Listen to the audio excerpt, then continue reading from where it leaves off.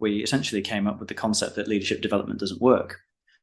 What works is helping leaders to have the conversations that really matter and make a difference with their teams. And so Ways of Working was built off three core pillars: building trust, building connection, and building performance. Hi, and welcome to Helping People Perform, the podcast that gives you fascinating insights into those people whose chosen vocation is to help others perform at their best. From consultants to teachers, sports coaches to financial advisors, all of my guests share a passion for getting the most out of individuals, teams, and organisations. Enjoy the episode. So, welcome everybody to yet another episode of the Helping People Perform podcast. Really excited about this one. A really good friend of mine and someone I've known and trusted and worked with for a number of years now. Welcome to the show, Jimmy Burroughes. Hello there. Nice to be here. Well, great to have you as always, Jimmy. So Jimmy is the founder and consultant at Jimmy Burroughes Leadership, aka JBL, and home of Ways of Working in the program there. So we're going to get into talking about that a lot in a little bit. But just as a bit of an intro, Jimmy, and this isn't just going to be a little bit of an intro because I know you've got an amazing backstory in terms of some of the stuff you've done. So could you just share a little bit about what got you to where you are today? You know, where did it all start for you and what's got you to here? Yeah, absolutely. So, if we rewind the clock to the start of the career, which is probably a lot too long ago now to really talk about, but I'm an ex-army officer. So from day dot, really, in my career, it's been all about leadership. Going to Royal Military Academy Sandhurst as a brand new university graduate, spending a year learning about leadership in probably one of the most intensive leadership courses in the world, and then being quite literally dumped in the deep end, heading off to Gulf War II, which shows you how old we all are, to take over parts of the logistic resupply for Basra and the surrounding areas, right down to the sort of Kuwaiti border. And from day one, really having to face some of those massive challenges that leaders face on a daily basis. The idea of imposter syndrome, the brand new second lieutenant who didn't know anything, who was expected to step up and lead soldiers who'd just been through war. The idea of managing, really complex decisions on a moment by moment, day by day basis. The idea of having to think about strategy and then tactical implementation and operational implementation. And the idea of really careful stakeholder management. One of the most exciting parts of the job I had when I was first in Iraq was going into the local villages, talking with the village chiefs and the village elders, and conveying that information back to intelligence. Wow. So, some really cool, crunchy things to get stuck into as a young 20-something-year-old. But equally, that was leadership at its, the crunchy end of leadership right from the start. Yeah. And really, I think that kind of paved the way for what has turned into the rest of my career. So I was lucky enough to have a few trips overseas and do a few things as a leader in the military, then transitioned into a more corporate career. And if you fast forward, a number of years from there, I ended up as the burned out leader. Right. I was on the fast track to the executive table, working in a tier 3 role, working very hard to get to a tier 2 role, living on a diet of Coke Zero and red wine, trying to basically make it all work and keep up appearances and keep it all together. And I realized at some point that this was not the life I wanted for myself. And I didn't have the freedom I wanted. I didn't have the lifestyle I wanted. I didn't have the fun that I wanted. And so decided to step out of the corporate world in 2017, go off and redefine and reimagine myself, which over the course of the last 5-6 years has become JBL, and has become the Ways of Working program. And now I've been working for all sorts of businesses all over the world, essentially helping them with burned out leaders, burned out teams who are needing to have some better conversations and really looking at what it is that's causing that, really looking at what it is that's driving that and helping those teams out. to get to a better place. And I'm sure we'll talk more about it later, so I won't go into all the detail. But it's something that I'm really passionate about, because I've been that leader at almost every stage of the leadership journey, from brand new to completely burned out and everything in between. Yeah. I mean, it's an amazing story, because I mean, I've known you for a number of years. We met in New Zealand when we were both working out there, the natural place for Brits to Absolutely. meet. But what's always interested me is, like, from those early stages, you were, as you say, sort of thrown into real leadership roles, not just sort of helped up the ladder. And by the way, let's put you into a little starter program, little graduate program here. Literally from day one in that career, you were in the firing line, quite literally. Quite literally. Quite literally. Yeah. And the other thing that really came up, and I'm sure you've seen this from some of the other amazing people that you've spoken to in your podcast, but every time you kind of get good at a job, you move to the next job. Yeah. And so you never really have that comfort zone window of, I'm nailing this. It's always that, oh my God, I hope I do a good job. And oh my God, I've got so much to learn. So I've got real empathy for leaders that are in that situation. They're just like, it's all coming at them, drinking from a fire hose. Yeah. And so what are some of those, going back particularly to that military stage in particular, what were some of the key lessons that you learned in that environment that have always stuck with you throughout your corporate career, and now you're venturing out on your own? There's so many. I think, the one that immediately springs to the top of the list is the idea that as a leader, you don't need to be the one who has all the ideas and has all the answers. Right. One of the things that they teach you really carefully in the military is how to give a set of orders. Now, that's essentially how to do a team briefing, or how to do a strategic briefing for an operation. Yeah. Whether that be you and 8 guys, or you and 30 guys, or you and 300 guys, or you and 800 guys and girls. But it's the process is the same every single time. But in order to get to that moment where you open your mouth and you start talking about, this is how we're going to do this, you've actually gone through an enormous amount of consultation with your subject matter experts. Right. So I think a lot of leaders think, I have to come up with all the answers and I have to make all the decisions. And it puts an inordinate amount of pressure on them, because they don't either trust or believe in the people around them, or they think there's some sort of weakness there to refer to others, and they should have this font of all knowledge. Yeah. And so one of the things the military teaches you is that art of consultation with your subject matter experts. Go to the people who do the job and say, this is what I think we need to achieve. How would you do this? Right. Or this is the problem we've got in front of us. Come up with some suggestions for me. And your job as the leader is to make the decisions. So it's to go, based on everything I've heard, these are the things I think we should do. And therefore, this is how we're going to do it. And this is how I'm going to set out my intent. And then actually the operation or doing, I trust you all. Right. And so there's that real element of building trust with those people around you, building trust and building the capability of those people around you to be trustworthy, and then supporting them in the things they come up with. So I think that's probably the number one thing on my list, to be trust those around you to give you some bright ideas and use those when you make your decisions. Yeah. Oh, I mean, it's a really, anyone going into a leadership role, anybody in a leadership role right now, the pressure to make those decisions and be a leader and step up and be the face of everything. It's no wonder people are burnt out these days, is it? Just because it's definitely feels as if it's all on me. I'm there to be the person who's got all the answers to help up. And even when you are consulting with people, you've still got a really complex and ever-changing world to deal with. So, I know a lot of your stories from those military days in particular are about learning that sort of VUCA environment and understanding how to develop your decision making when you get more information. So just for any of our listeners, VUCA, I'll throw this over to you, Jimmy. VUCA?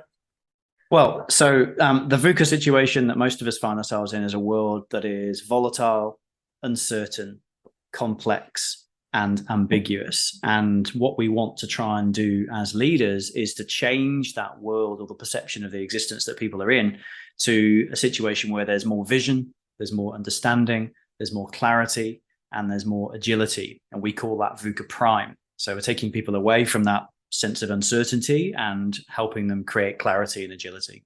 Right.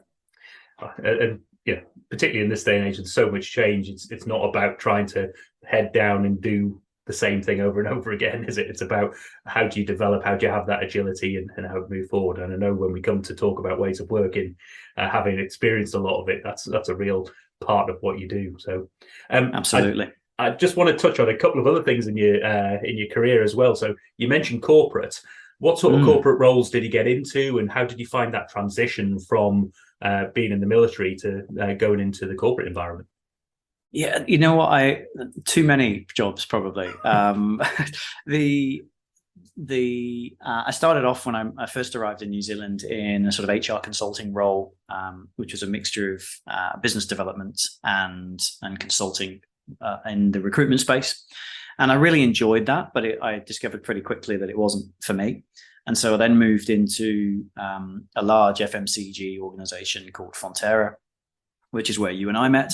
And over the course of about 5 years there, was lucky enough to be fast-tracked through a number of roles, starting off as a sort of training communications person in the warehousing supply chain division of the business, and then moving more into the sort of farmer-facing, it was called milk supply, farmer-facing side of the business, where I was given the opportunity to work with the professionals that were going out on farm, both from a sustainability, but also from a sales perspective, to help their capability. And then over the years, kind of gradually accruing responsibility for more and more elements of development, whether that be leadership, whether that be key talent, whether that be engagement, and supporting the senior HR leaders to deliver some of those initiatives at a grassroots level, and taking a lot of those strategies and turning them into plans or deliverables or programs that were then delivered across the organization. Right. Then moved from Fonterra to one of the big four banks in New Zealand, which is called Westpac, and had the opportunity to initially go in as an L&D consultant, so doing sort of diagnostic, which has stood me in good stead subsequently on capability of development in the organization. And then all of a sudden was thrown back into the recruitment world, where I ended up leading the recruitment function nationally for the business for about 2.5 years, which was a really great opportunity to spread wings in terms of understanding, not only dealing with senior leadership and briefing ELTs and going to board meetings, but also actually, recruitment is a fast moving business. Yeah. And on the back of a massive restructure in the organization, a very high pressure, intense job, which really helped me understand how the business actually made money. I spent a lot of time talking to bankers and people who were doing the job on how they did the job to really understand it. So much sort of separated myself from being the HR specialist into being more of an operational understander. And I think it was that 2.5 years that really set me up for my final job in corporate, which was GM International at one of the large polytechnics in New Zealand, one of the large vocational universities. Where I was essentially responsible for a team of about 40 odd people who were going off around the globe, recruiting new students to come to New Zealand, but also, and probably more importantly, if we look at the future of education, taking tertiary educational IP and creating partnerships, creating relationships, and creating alliances overseas to be able to either deliver or sell and license that IP to a variety of organizations, predominantly China and India, but we were working in over 80 countries at that point. So it's been a really interesting career and a really rewarding one. And through each of the iterations, some different leadership challenges coming up at each time. Yeah. But also some really rewarding tools to put in the toolbox, both how to do it and how not to do it, from my own perspective, which I've taken forward as lessons that I can share in the stuff we do now. Yeah. Oh, it's amazing stuff. And I've, as I say, you've known you since the Fonterra days, and we've kept in touch over the years. And but moving on from that role at AUT, wasn't it, the Polytechnic? Unitech. Yeah. Unitech. Apologies.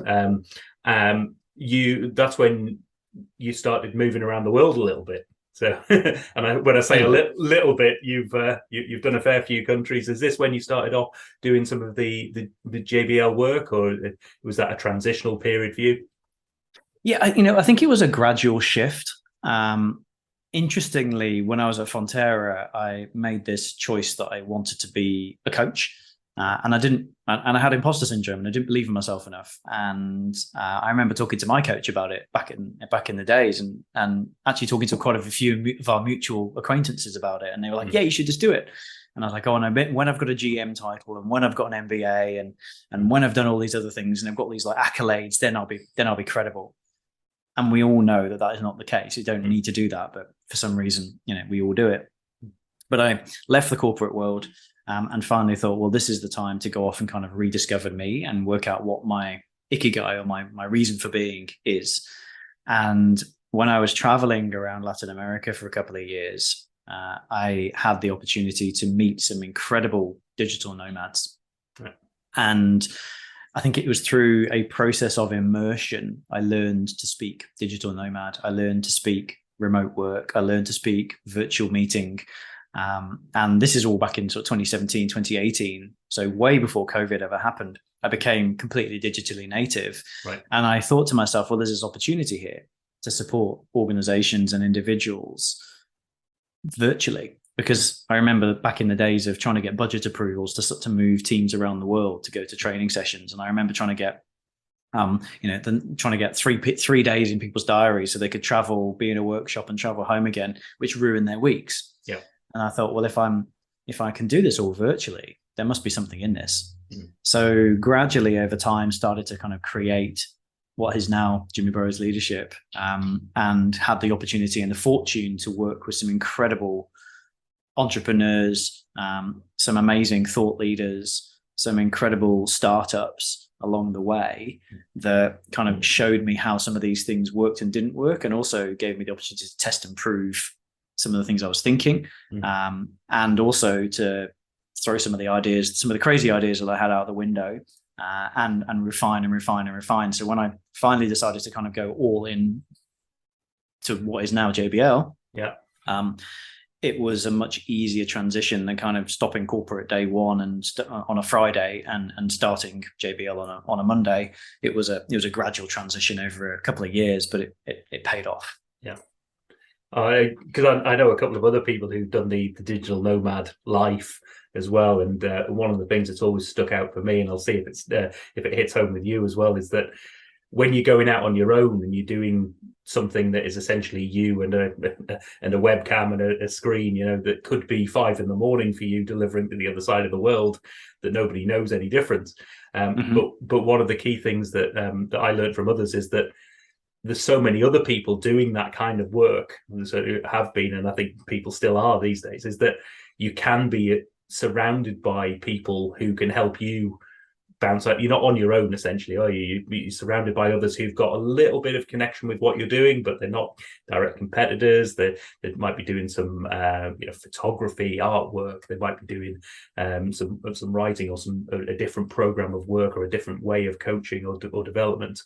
And you can connect with those people and learn from them in that environment. How was that experience for you?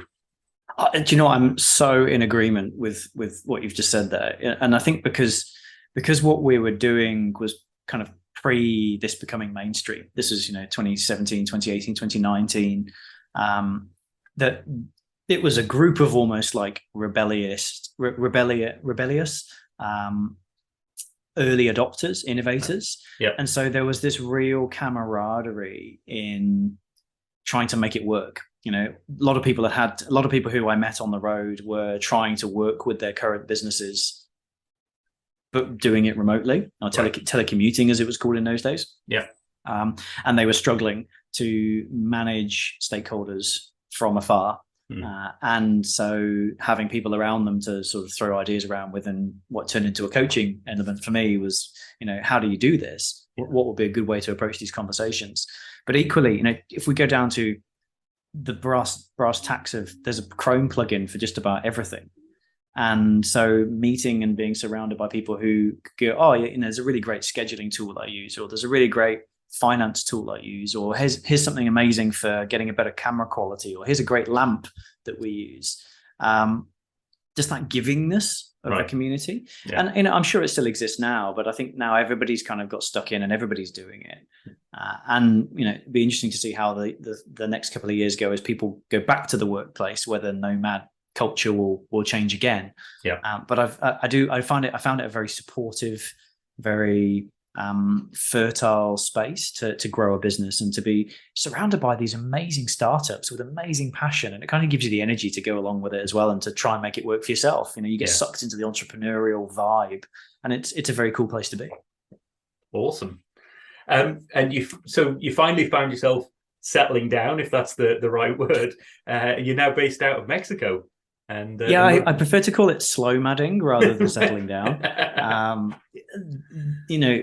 I'm not sure I'm ever going to be a person that just stays in one place forever. And even now we don't, we move between homes, we move between cities, and we try and keep an element of freshness in it, and long may that continue. Yeah. But I decided, made a conscious choice a couple of years ago to set up a base of operations for the business out of Mexico in Baja California, which is essentially, I think back to the story of the Greek fisherman who was told by the American millionaire if he worked hard, he could buy a fleet of boats and spend his days fishing in the morning and sleeping with his friends in the afternoon. And I kind of have adopted that paradisical lifestyle. We live on the beach. Right. It's only 360 days a year. I can scuba dive when I want to. And that was a really important lifestyle choice that allows me to be at my best for my business. Yeah. And for the clients that we work with, trying to be fresh and energetic and full of life, you have to put yourself in a position where that's going to work for you. If you're in a small grey studio in a city you don't like, in a country you don't like, it's surrounded by people you don't like, it's much harder to be at your best. Yeah. And I think that's probably one of the entrepreneurial lessons I learned along the way, is it's all about the people around you and the network and the vibe that you create is very important. Brilliant stuff.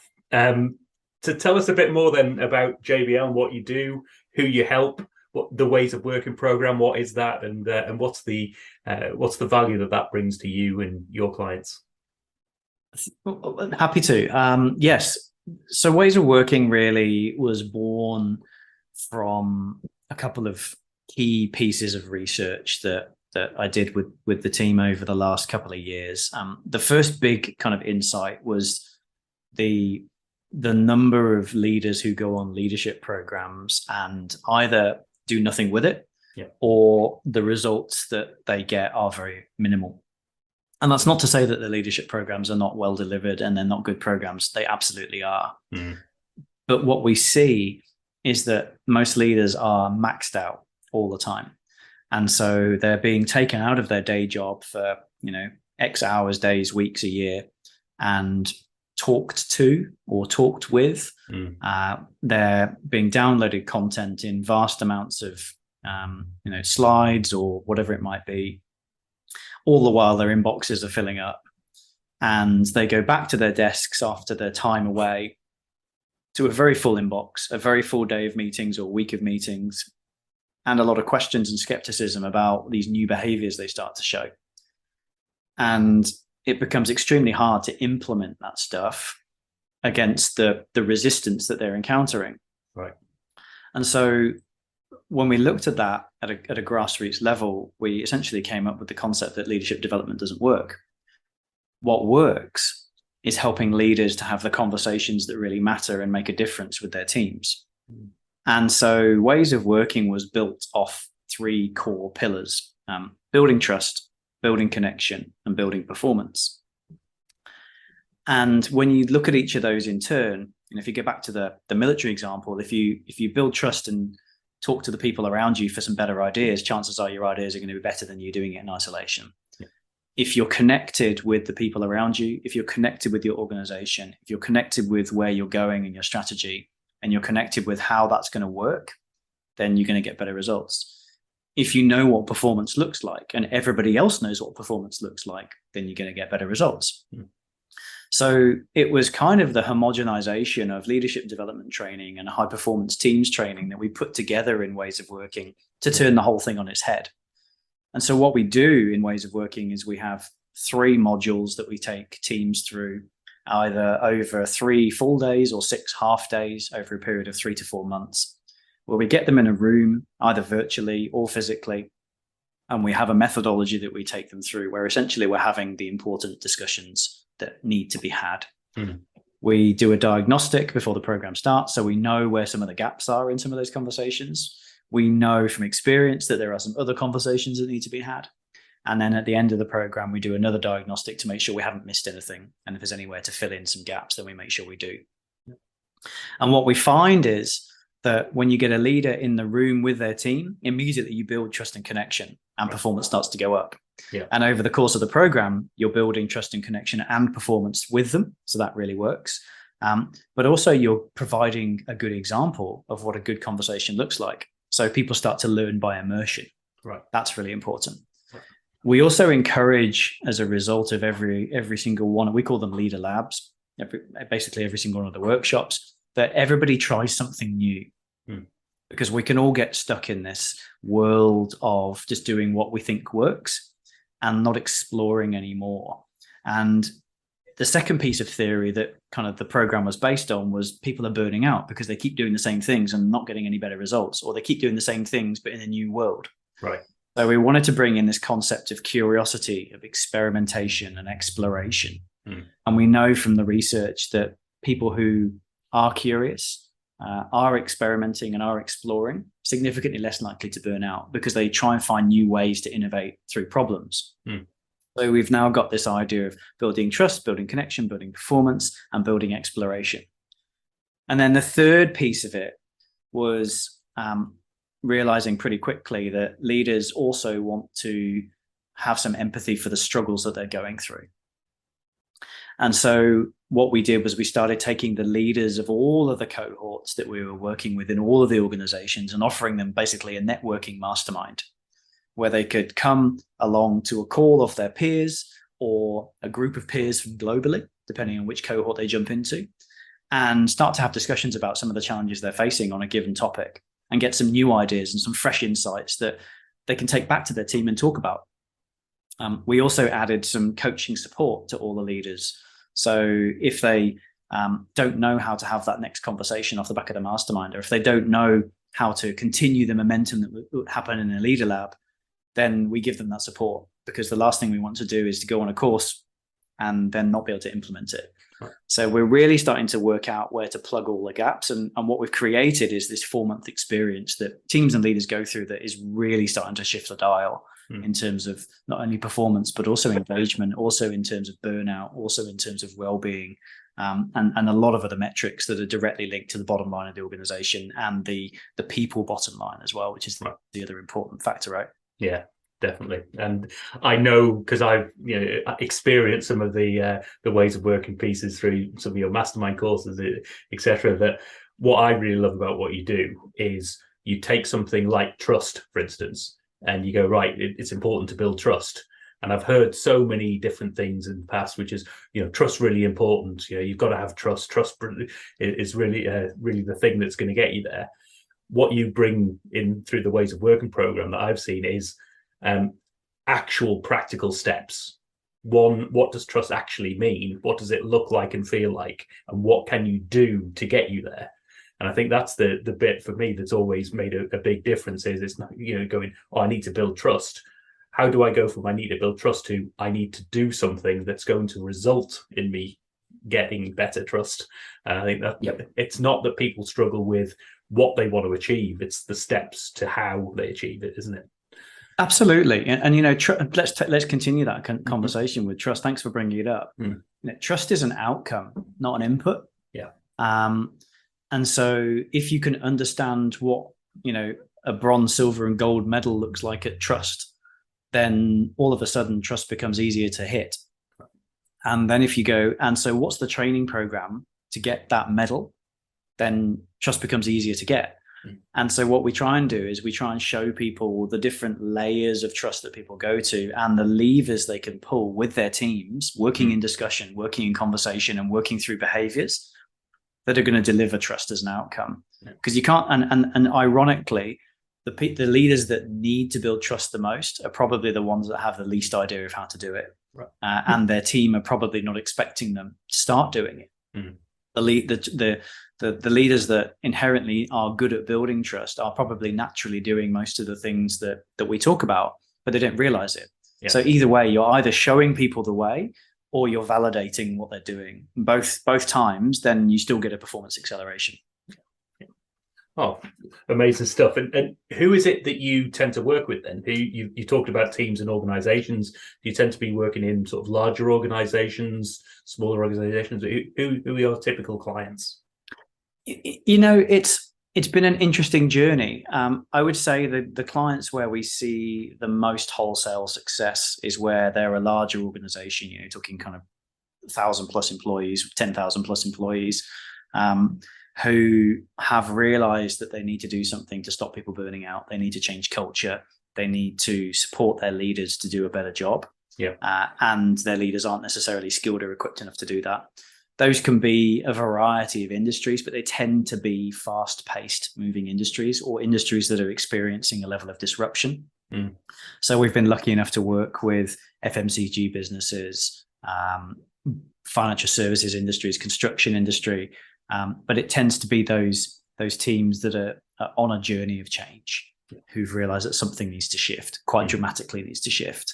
And often there's some correlation between that and high turnover statistics, low engagement statistics, lots of numbers that we can, you can go into the data nerding as much as you like, but essentially it's that large organizations where we can partner with multiple teams at the same time to shift a culture, and tend to kind of slot in at that level 3 or tier 3, tier 4 leadership team. Yep. And their direct reports, because they're the ones that tend to be running the organization, and they're the ones where you can typically shift the culture really effectively by changing the way leadership happens, and then it cascades down through the organization. So the most successful organizations we partner with are where we kind of started off at that level, and then we almost like disseminate outwards from that point. Yeah. And do you see it disseminating upwards as well? Yeah, there's an interesting piece of insight that we had a little while back, which is the importance of briefing the one-up leadership team. Right. Whether you're working at level 3, level 4, level 5, or tier 3, tier 4, tier 5, to have the level up leadership team knowing what's going on, and we've now started taking them through like a mini briefing version of the program, so they know what we're going to be talking about, and we do a couple of the activities with them so they see what's happening. And I found that's actually become quite a powerful way of, actually, you should come over here into this part of the business as well and start doing it over here. Yeah. But also, okay, so that's what's going on. Oh, yeah, we need that too. Or, wow, that's really going to make a difference. So in terms of becoming stickier and therefore able to offer more help to an organization, quite important to show the leadership teams what the teams are going through as well. Yeah. Because they're going to see their teams doing things differently, and I know you've mentioned it. One of the big things they're into is that experimentation mindset, isn't it? You're going to see their direct reports doing things that they wouldn't have done in the past, or having conversations in a different way. So you've got to keep that communication, one-up communication, to make sure that people are aware that people are going to be acting and doing things differently. Yeah, absolutely. Yeah, because if that's not done properly, that can scupper the whole thing and put the brakes on quite quickly, can't it? And that was kind of one of the triggers for having the one-up briefings, was it was that kind of what's going on down there, right. View of or hold on, somebody's come to me and asked for approval for this new thing. Where has this come from? Yeah. And that's not to say it was with a critical lens. It was just a surprise or unprepared. And when we realized that, it was like, well, we need to get into that layer above and say, this is what's going to happen, and this is how it looks, and this is what you can expect. Right. And this is how you can support it. Okay. We talk a lot in the program about leaders being icebreakers. And there's kind of 2 ways of thinking about the icebreaker. There's the icebreaker you have at the start of a conference, who essentially the warm-up act. Or the warm-up question. It's like making everybody feel relaxed and comfortable and at ease. And so a leader has a great role to do in playing that role, right? They have to help their teams feel relaxed and comfortable and at ease, trusted, connected, so they can perform. Yeah. But equally, the icebreaker is the ship that sails ahead of the fleet and breaks the ice as they're sailing through icy waters. And senior leaders, if they're not prepared to do that, can block the ships from sailing. So with all this great intent to sail through these waters, if the icebreaker is not there in the form of senior leadership, then nothing happens, as you say, or it just stops in its tracks. And so we talk a lot about that icebreaker role for sponsors and level 2, level 3 teams to make sure they're providing the facility for ships to sail through open waters. Brilliant. So I love a good metaphor and a good acronym as well. So I'm a sucker for those. Right. If we there's a couple of things you touched upon earlier on that takes us nicely into the sort of next segment of the podcast, which is how do you help your performance? Where do you go? Who do you talk to? And I noted down a couple of things, particularly around diving and the environment that you've put yourself in. That must have been a bit of self-reflection to realize what it is that gives you the energy to perform at your best. So what are those things that help you to perform at your best, and how do you reach out and improve yourself?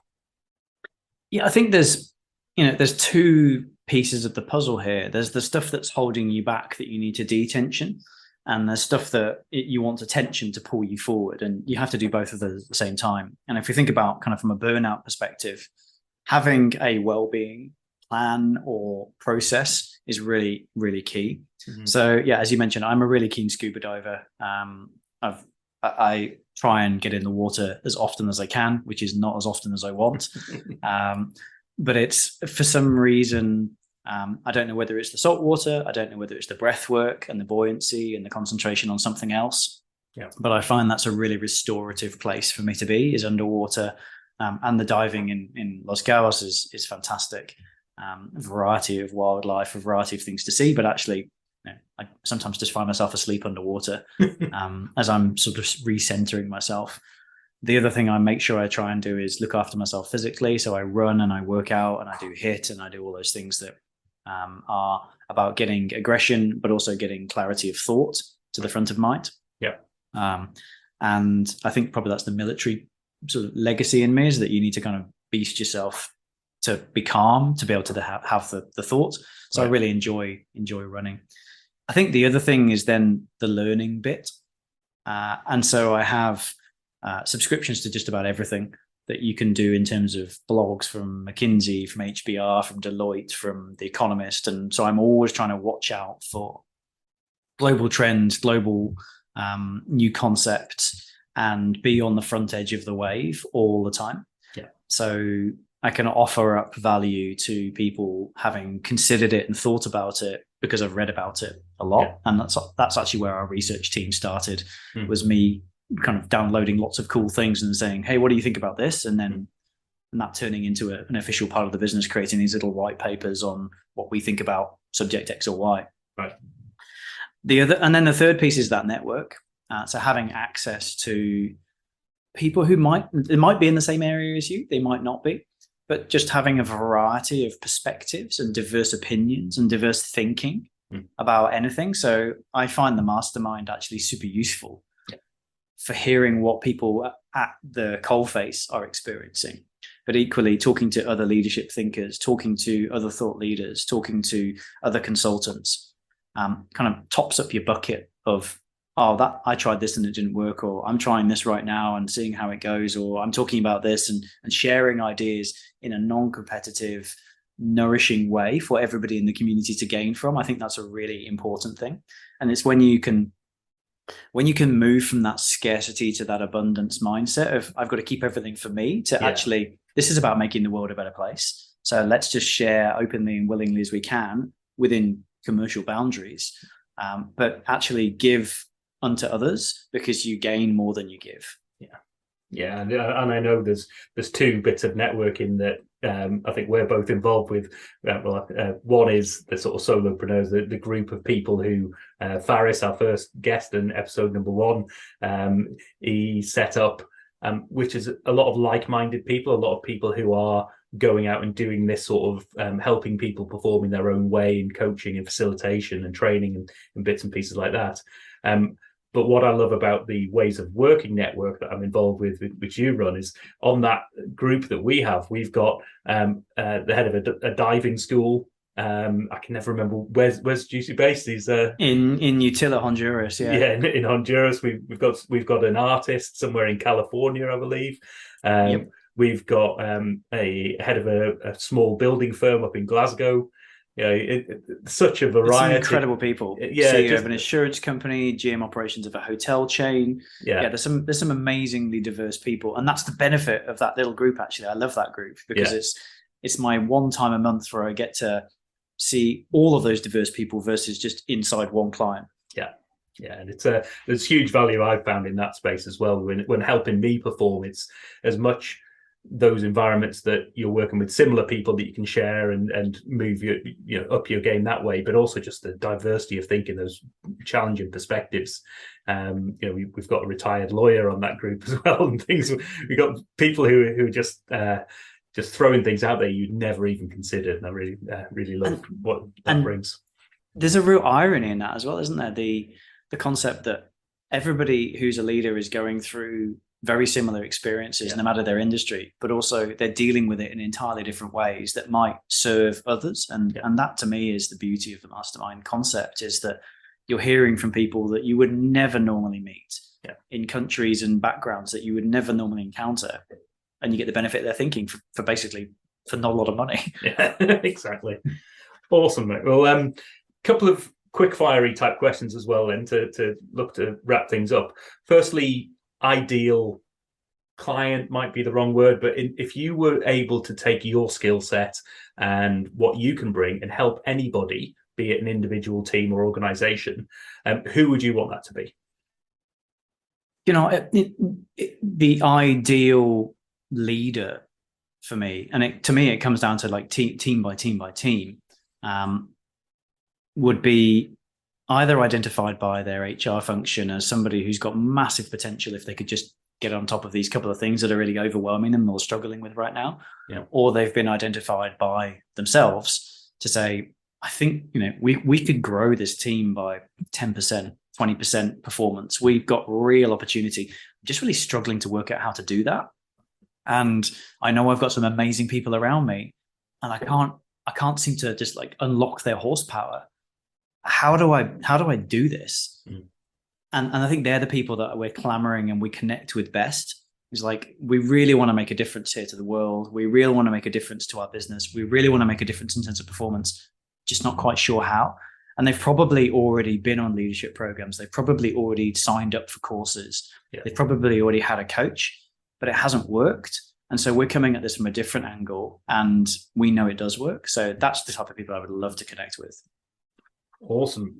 And conversely to that, who would you like to sit down with, have a cup of coffee, maybe a tequila, and sit down and learn from somebody else that you believe would up your performance? Oh, great. Well, definitely would be tequila, because obviously living in Mexico, that's all we drink.